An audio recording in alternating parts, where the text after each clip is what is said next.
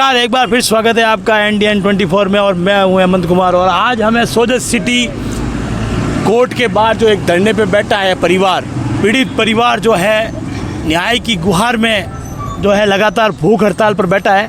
आइए जानते हैं इनसे ये भूख हड़ताल पे क्यों बैठे हैं। शुभ नाम आपका? हितेश प्रजापति। हितेश प्रजापति, आप भूख हड़ताल पे क्यों बैठे हो? कार्रवाई नहीं हो रही हमारी। किस चीज़ की कार्रवाई?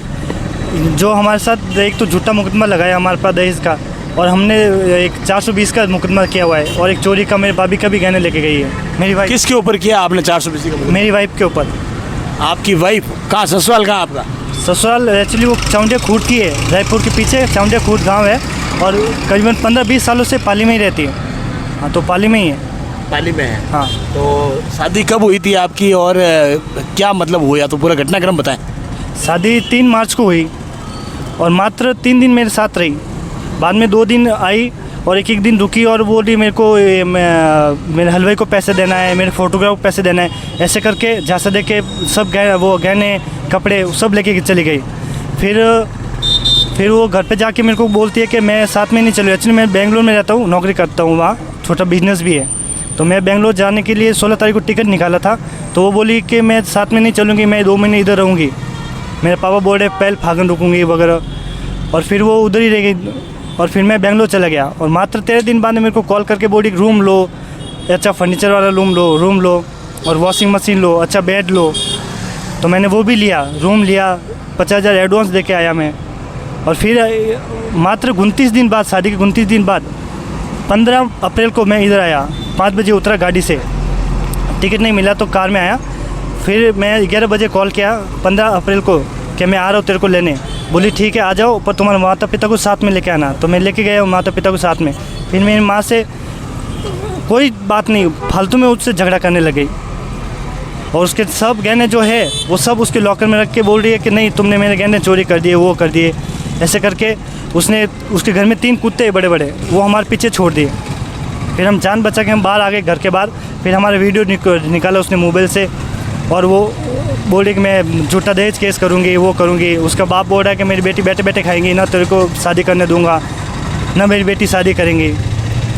आपने मुकदमा कहाँ दर्ज करवाया? मैंने सोजत सिटी में करवाया 15 तारीख को। फिर मैं बोला चलो वकील के पास चलते हैं। फिर यहाँ से राय लिया, सेक्शन 9 का मैंने कोर्ट में दर्ज किया 20 तारीख को। और फिर एक 420 का मुकदमा किया। एक मुकदमा तो 1/5 को हुआ था दर्ज, और एक मुकदमा 4/5 को हुआ था। अभी तक मेरी कोई सुनवाई नहीं की इन्होंने। पुलिस थाने में कोई सुनवाई नहीं हुई आपकी? पुलिस थाने में कोई सुनवाई नहीं हुई, धोखा दे के गई है, सब हड़प पर लेके गई है, सोना चांदी पैसे। और अभी मेरे को झूठे दहेज केस में फंसा रही है। आपके ऊपर भी केस दर्ज किया हुआ? जी, मैंने 1 तारीख को 5वें महीने को केस दर्ज किया। उसने 13 तारीख 5वें महीने को हमारे ऊपर दहेज का झूठा केस कर दिया, जबकि हमारे समाज में दहेज ही नहीं है। आपके समाज में दहेज प्रथा बंद है? बंद है, पूर्ण रूप से बंद है। दहेज लेना और देना दोनों मतलब बंद है? दोनों बंद है। वो तो झूठा मुकदमा लगाया है। उसके उपरांत और बावजूद आपके जो है ऊपर दहेज का मुकदमा उन्होंने दर्ज करवाया है। तो मतलब जो अभी आपने सोजत थाने में जब आप गए, वहाँ पे आपकी पुलिस वालों ने क्या मदद की या क्या नहीं किया वो बताएं। पुलिस वाले बोल रहे हाँ हम कर रहे हैं, 2 दिन रुको, हम पकड़ के लेके आएंगे। फिर वो ये 15 अगस्त आ गई, बोले अभी 15 अगस्त के बाद में हम तुम्हारी कार्रवाई करेंगे, लेकिन अभी तक कुछ कार्रवाई नहीं की। तो फिर ये भूख हड़ताल का जो रास्ता है ये आपने कैसे इख्तियार किया? हमारी सुनवाई नहीं हो रही तो फिर हमने भूख हड़ताल का ही रास्ता चुना। भूख हड़ताल से SP साहब को, IG साहब को भी मैंने ईमेल भी किया है और पोस्ट से भी भेजा है कि मैं जांच चेंज कराऊँ, मेरे ये झूठा दहेज का मुकदमा है उसमें सुनवाई करो ठीक से। तो आप अगर सोजत थाने में आपकी सुनवाई नहीं हुई तो आपको तो SP साहब के समझ पेश होना था। उधर भी गए SP साहब के पास, SP साहब को लेटर भी लिखा, ईमेल भी किया, पर कोई रिप्लाई नहीं आ रहा है। वहाँ से भी कोई कार्रवाई नहीं हुई? कोई कार्रवाई नहीं हुई। अब आप क्या चाहते हैं? मेरा जो भी कहना है वो लेके आए, उनको गिरफ्तार करो, क्योंकि हमारे साथ पूर्ण रूप से धोखाधड़ी की है।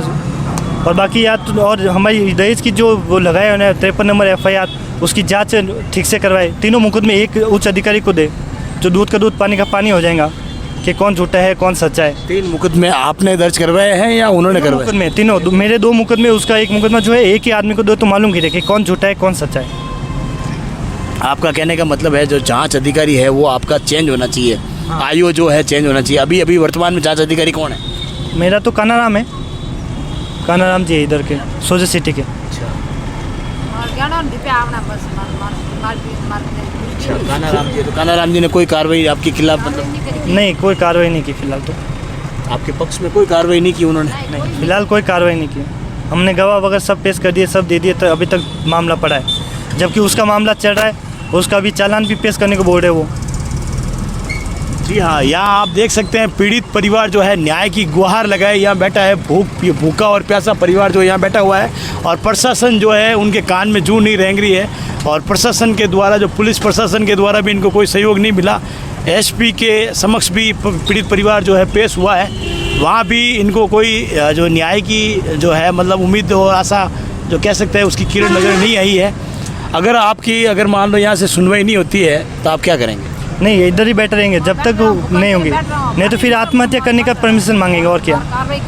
लेकिन कार्रवाई होनी चाहिए, क्योंकि महिला थाने वाले बोर्ड के झूठे FIR पर तो भी वो कार्रवाई कर रहे हैं और हमारी कार्रवाई नहीं कर रहे। जी हाँ, यहाँ पीड़ित परिवार के द्वारा एक बात कही जा रही है कि अगर कार्रवाई नहीं होती है प्रशासन के द्वारा तो ये जो है आत्महत्या की भी बात जो है मतलब सामने आ रही है कि मतलब हम परमिशन लेंगे, और अगर कार्रवाई नहीं होती है तो हम भूख हड़ताल पर लगातार जो है यहाँ बैठे रहेंगे।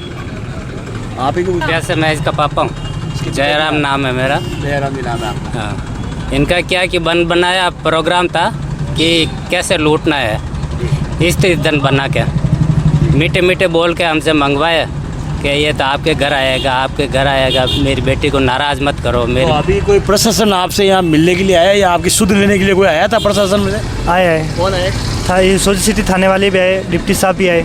क्या बोला उन्होंने?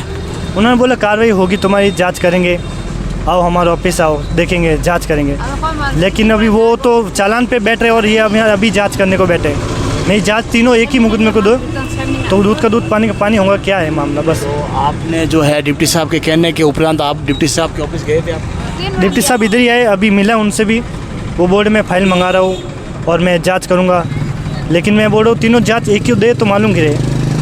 आप जांच अधिकारी चेंज करना चाहते हैं? जी, मेरा जांच अधिकारी चेंज करना दे। आपको उसके ऊपर भरोसा नहीं है? भरोसा है पर वो किए नहीं है, कार्रवाई नहीं की, कार्रवाई नहीं की है।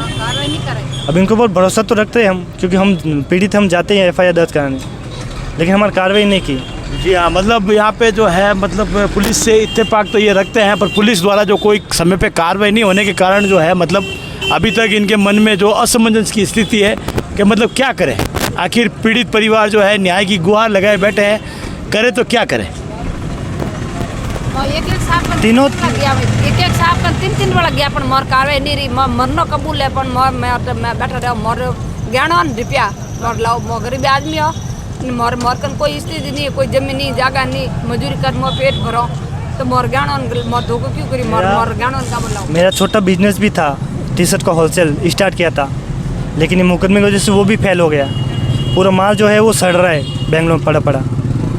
जी हाँ, यह पीड़ित परिवार का जो है मतलब आर्थिक स्थिति से काफ़ी कमज़ोर है, और लुटेरी दुल्हन जो है मतलब यहाँ से गहने और पैसे लेके जो है मतलब उल्टा पीड़ित परिवार के ऊपर जो है दहेज का मुकदमा दर्ज करवा के पीड़ित परिवार को धमकाया जा रहा है, और पीड़ित परिवार का जो है मतलब जो काम काज है वो बंद करके या भूखे प्यासे जो है मतलब न्याय की गुहार लगाए बैठे हैं।